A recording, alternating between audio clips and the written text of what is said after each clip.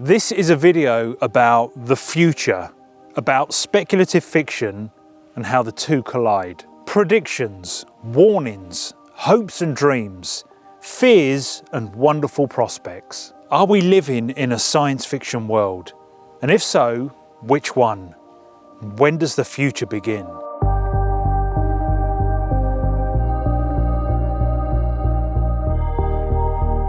Let's start at the end of the world. You know what sometimes keeps me awake at night? It's the question, are we living in, or at least on the path to a dystopian world? Where is the line between fiction and reality? I see this sort of comment whenever I mention dystopian fiction in a video. At thus point, dystopia is basically telling the future, a warning, because everything said in the video is slowly coming to reality. We sadly see 1984 creeping up on us day by day. YA dystopian novels aren't fiction, they're survival guides. This, like what the hell? The plot descriptions of half these things just sound a newspaper. Now, I understand that the YouTube comment section is not the best place in the world to gauge the prevailing mood of our civilization. It can be a theatre of hyperbole and echo chambers, a piece of the multimedia puzzle where it's almost impossible to know anything for sure. However, this digital landscape, no matter how oblique and fractured, is a window into our culture, and the mere existence of mass disinformation and uncertainty does have the taste of a dystopia. But are we experiencing anything close to Orwell's 1984? No, I don't think so. Not unless you're living in somewhere like North Korea or Swindon. Of course, Orwell was commenting on the incumbent geopolitical situation, the aftermath of World War II, pulling that commentary from the Soviet Union. Was he just writing a novel, or was he looking at the world around him at the time and sending a warning? I find the true state of our modern society incredibly difficult to gauge. I can equally champion Steven Pinker's optimistic stance on humanity, while also identifying the parallels with doublethink, newspeak, and thought crimes. Then again, I'm not a sociologist or a political analyst. I'm just a YouTuber that bloody loves the end of the world. Speaking of which, Alex Garland's Civil War takes one of those bad case scenarios and runs with it, showing us a United States that isn't so united. Is there a chance that this could ever become a reality? Well, that's a hot potato, and the reason why this was considered a controversial film. I think the script gives us just enough information about how America got there. The president is somehow serving a third term. He's probably committed some more unconstitutional offences. Some states decide to withdraw from the Union and a civil war breaks out. For now, this remains a work of art. A very reflective, uncomfortable, poignant piece. If I may quote Alex Garland, "The film is set at an indeterminate point in the future, just far enough ahead for me to add a conceit, and serves as a sci-fi allegory for our currently polarised predicament." And while we're focusing on the doom and the gloom, we can't ignore other situations that may wipe out most or even all of us off the face of the planet. World War III, something I spend a disturbing amount of time making videos about. What's up with that?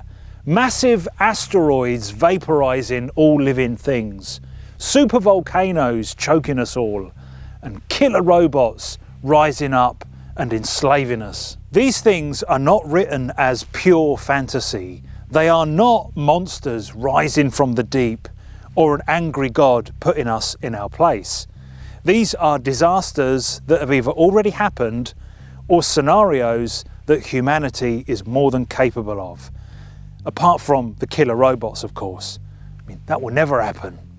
Up until a few short years ago, I would have added global pandemic to that list of fictional events.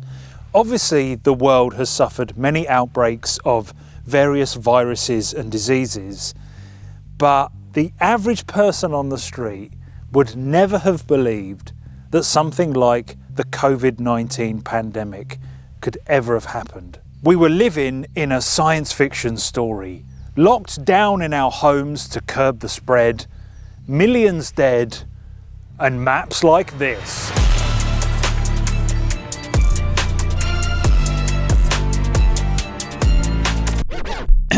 Right, let's try that again, but this time I'll actually press record. Hello, Moid of the future here. Thank you for spending your precious time with us and watching our little video. You may of course watch all of our videos for free on YouTube, but if you did want to support what we do, there's Buy Me a Coffee, an online tipping service. You can grab a t-shirt, a mug, a hoodie, or some socks at the merch store.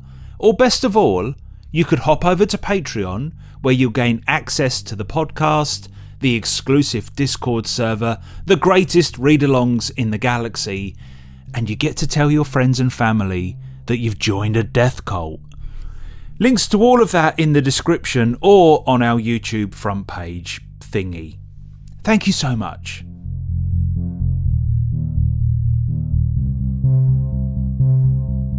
Modern science fiction, much like our traditional news and social media, does tend to lean towards the negative. It just gets the click easier. But I think we have many things to be hopeful and excited about. We have many wow moments on our horizon. In the last decade, we have seen a seismic shift in rocket technology. Yes, we're still stuffing metal tubes full of bomb propellant and riding that explosion into the sky, but now we can do it cheaper and more frequently. Space exploration used to be the realm of government agencies, supplemented by a chorus of private companies. Essentially, it's taxpayers' money approved by politicians. NASA landed on the moon as much for political reasons as it did for genuine human curiosity. They were fighting a Cold War. The Russian and now the Chinese model is obviously a lot less concerned about public approval, but it's still nations flying off into space and planting their corresponding flags. Now it's the playground of billionaires. As soon as space became a theatre to make a profit, the incentive and the money started to flow, accelerating the whole process. What I find so fascinating about the current space travel landscape is how influenced by an individual's vision or whim it seems to be. SpaceX, of course, have their fingers in many space pies. They have developed a reliable, cheap orbital payload delivery system, and the existence of a real space haulage company feels like we're living in the future. But Musk's big plan is to land the first person on Mars, set up a colony, a permanent human settlement on another planet. At time of recording, the first wave of unmanned starships are due to be launched in March 2026. That's next year. If all goes well, and that's a medium-sized if, we could experience that Martian Armstrong moment before the end of this decade.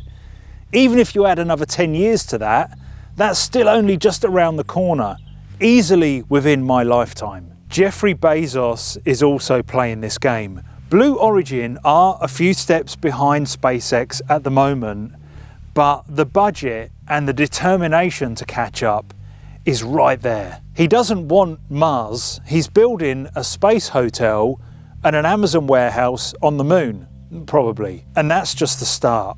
More private companies will emerge, investment will explode, and technology will improve. I read somewhere that the world's first trillionaire will be the first person that can build a spacecraft, fly it to an asteroid, and mine it for its precious metals. The next couple of decades of space travel, exploration, and innovation will significantly transform our economy, our perspective, and our identity. So we are living in that world that was heavily depicted in science fiction's golden age. But it was always going to happen, right? It's just come a little sooner than we expected.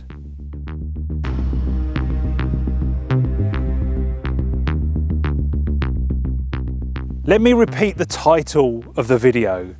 Are we living in a science fiction world? It's time for the aliens. Come on. To clarify my position on this, I'm yet to be convinced that we're being visited by the little green men themselves or their Van Neumann probes. I really want to, but I just can't make that leap.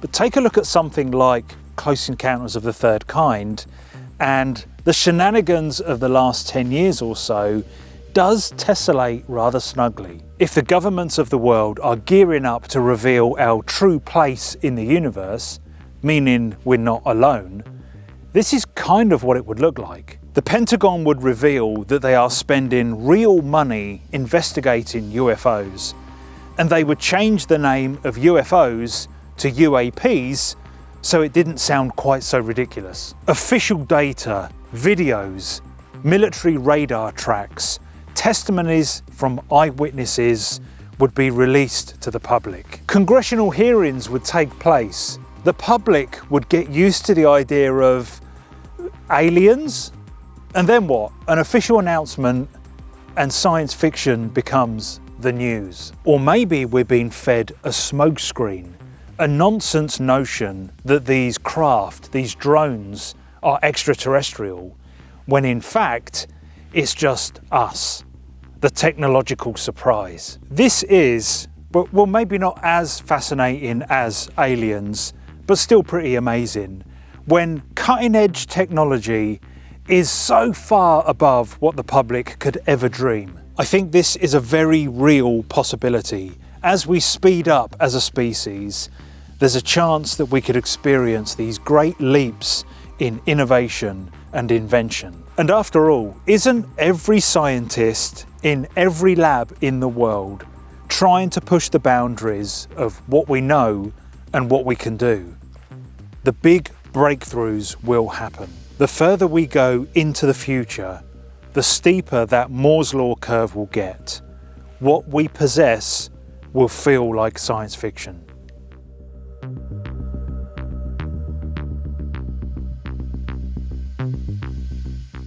I've been thinking about this one for a long time. The power and capabilities of computers in science fiction.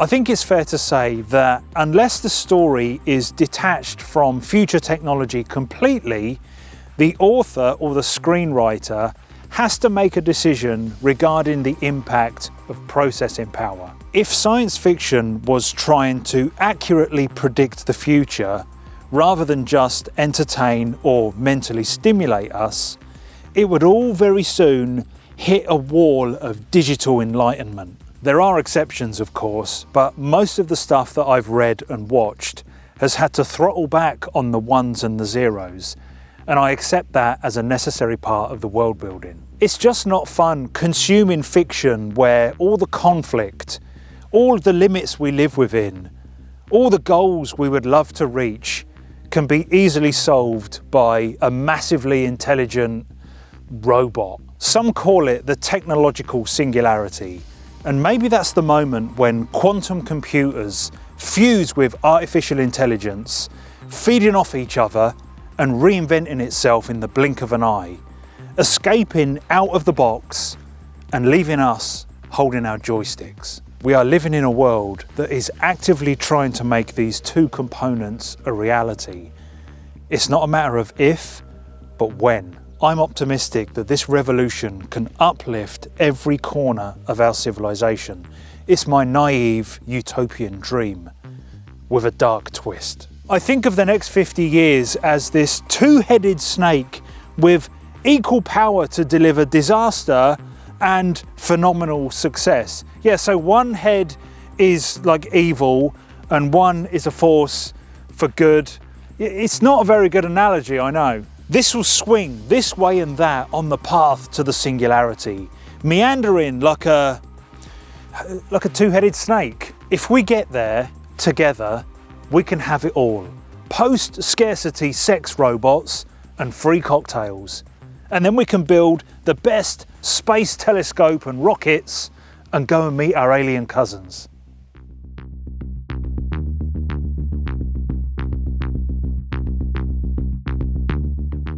I want to finish by talking about perspective, because obviously it's not the same for everybody. I feel very privileged to be alive at a time when asking a silly question like, are we living in a science fiction world, could spark a debate. It wasn't always like this. For the vast majority of the lifespan of humanity, you would be born, live a full life, and then die, and nothing much would have changed. I'm 50 years old. I was born in 1974, the year of disco. I've witnessed tapes turning into CDs, turning into downloads, turning into my entire record collection living in the cloud on my phone. And before I'm done, I'm pretty sure it will be beamed straight into my brain. All in less than a single lifetime. Pretty much every aspect of modern life is unrecognizable to when I was a child. It's astounding how far and fast we've come. And it's speeding up. I look at my 12-year-old nephew glued to his Game Boy. Not Game Boy, what's the latest games thing, Charlie? Fortnite. Fortnite. He was born into a world of social media, electric car charging stations, and his childhood was interrupted by a pandemic. It's normal to him. I'm sure that I will be dazzled by what I see when I'm an old man. But what will he witness? Will he visit the base on the moon? Will he live to be 1,000 years old? Will he be enslaved by our robot overlords? Will he meet the aliens? Will he survive the next pandemic or the one after that? Will he sublime into the simulation?